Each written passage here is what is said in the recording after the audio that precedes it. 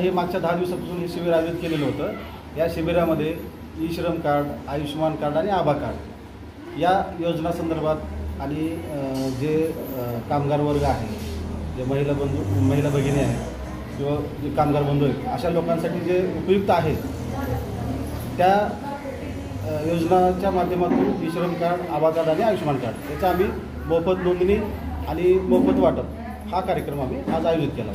म्हणून आता कामगार वर्ग कसा असतो की आज इथं कामाला आहे, 10 किलोमीटर त्याला गाडीवरचा प्रवास करावा लागतो। आता साधं एक उदाहरण सांगतो तुम्हाला, आता ठाणा ते भिवंडी प्रवास करणारे लोक अगदी जिकिरीच्या जीवावर म्हणजे एकदम मोटरसायकल चालवणं असेल, रिक्षा चालवणं असेल, हे किती तर अपघात होतात। मग असे अपघात झाले तर ऐनवेळी कामगाराकडे समजा एखादं ऑपरेशन करायचं असेल तर 1-2-3 लाख रुपये कोणाला मिळू शकत नाहीत ऑन द स्पॉट। पण त्या माणसाकडे समजा जर त्याचं आयुष्यमान कार्ड असेल तर 1 ते 5 लाखापर्यंत त्याचं दवाखान्याचं पूर्ण ऑपरेशनचं प्रक्रिया ही मोफत होऊन जाते।